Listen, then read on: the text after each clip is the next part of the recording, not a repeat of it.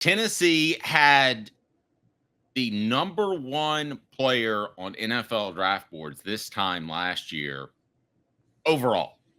I mean, not the number one edge rusher, not the number one defensive player, not the number one. He was James Pearce was the number one overall NFL prospect this time last year. And now, what the H? Brought to you by Rick Terry Jewelry Design. Caleb is going to tell you that Tennessee will be better on the edge this year without James Pearce. What are you thinking, Caleb? What the H?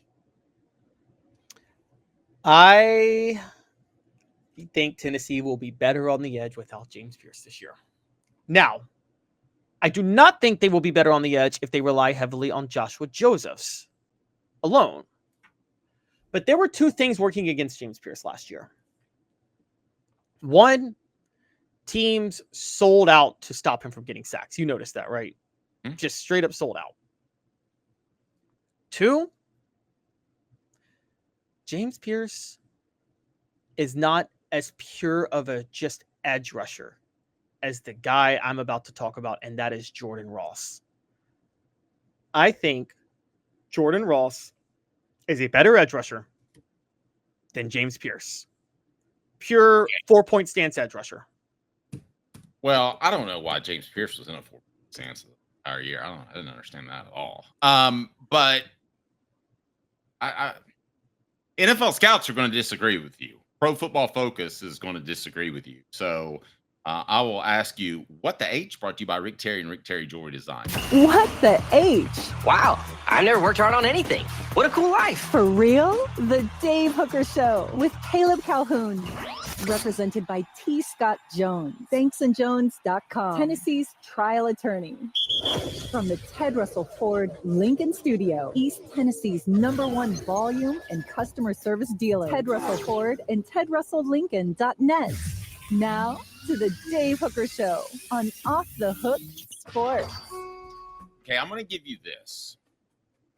Through evaluating both of these players coming into today's show, I think Jordan Ross is better at the point of attack. I think James Pearce is a better, when I say edge, I don't mean an all put together edge rusher. I mean literally coming off the edge, usually using an edge rush. I think that Jordan Ross is stronger at the point of attack. I think James Pearce, we reported this, had personal issues before the season started that were not his fault. And I think he came in a little bit light. I think that Jordan Ross will be a legit 245 and maybe bigger, whereas I think James Pearce came in light and probably lost weight and was not at his 245 playing weight. So if you want to take a look at Jordan Ross, a couple of notes. He was a 5-star prospect. He was the #1 edge rusher in the country, according to On3 and 247 Sports. So we haven't really, other than my eyeballs and evaluation, which I hope you respect, we haven't seen enough to truly compare them as college players, right, Caleb? Correct. Now, after this year, it's different ball of wax. But if you just want to base it in terms of their high school evaluations, which is not going to be apt much longer, then Jordan Ross is a higher rated player. Pearce was a 5-star defensive line prospect out of Charlotte. He was the #1 11 player in the 2022 class. I know that sounds crazy for the guy that was the #1 overall projection in the NFL draft last year, but I think Jordan Ross is a better physical specimen. Pearce may be a step faster, but I think Ross is a better physical specimen. Ross is a better physical specimen.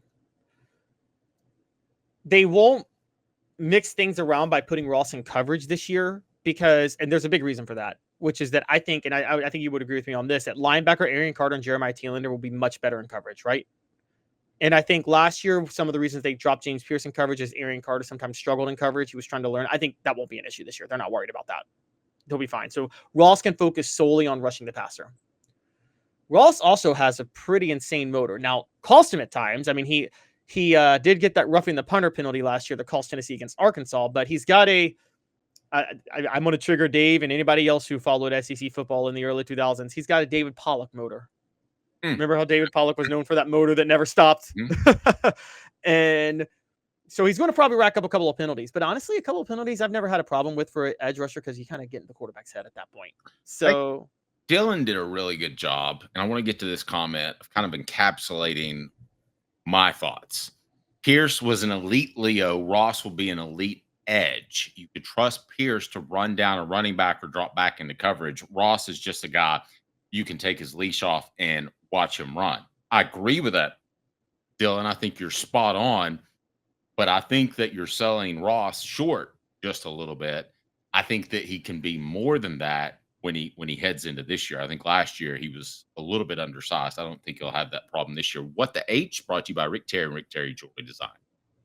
Having been in the jewelry industry for a long time in the Knoxville community, I saw a need for a jeweler, a real jeweler. Our ability to do these designs has really been based on the customers bringing new things in and challenging us as a store. Our goal is not to tell anybody what they want.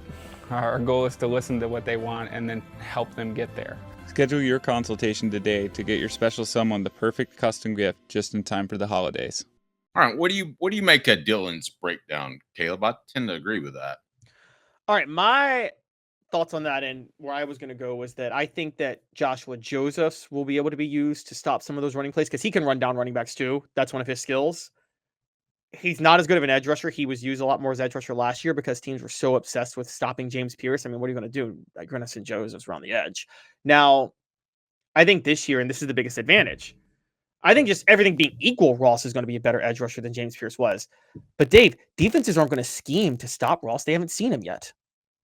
And they're not going to sell out to send 2 extra blockers to the left side for Jordan Ross the way they did James Pearce. And they're going to be caught off guard doing that. I think a lot. And that's why I think they'll be better at edge rusher. Pierce last year had 7.5 sacks. And everybody's trolling, and people are calling that a bad year, by the way. He had 7.5 sacks and he was drawing double teams every single play. That's actually pretty impressive. What do you think Jordan Ross can do when I think Jordan Ross is better than Pearce as a pure edge rusher, and they're not going to be accounting for him the way they were accounting for Pearce? I just think you're asking a lot of Jordan Ross. I think to be able to fill that gap in terms of an edge rusher and affect the way an offense plays at the tackle position is asking a lot. But that's what a 5-star edge rusher is recruited to do. Yeah. Did Robert Kimdiche do it as a sophomore? Did Myles Garrett do it as a sophomore? That's a good comp, by the way. David said Jordan Ross reminds me of Myles Garrett. That is a really good comp. Oh, that's a great one. Yeah. And yes, Robert Kimdiche wasn't like a sack machine, though. I mean, he played more in the middle a lot of times. Just a rare. I mean, he played on the edge only as a freshman, and they moved him over to the middle because he was so good. As far as Myles Garrett, well, a comp from Tennessee's perspective, a comp would be Derek Barnett, who did it as a freshman and a sophomore and a junior. But for Myles Garrett, yes, Myles Garrett did it as a sophomore. As a matter of fact, Myles Garrett as a freshman had 11.5 sacks. As a sophomore, had 12.5 sacks. Went down to 8.5 as a junior. But again, you got to take that with a grain of salt because when you're so good, teams end up scheming for you in a totally different way than they did before. And I mean, the most notable example of that, Dave, is Jadeveon Clowney. Jadeveon Clowney had a massive drop-off his senior year, and he was running a Heisman campaign that year. Well, Jadeveon Clowney, I'll give you a little insight there, and I had a really good source there going back to recruiting.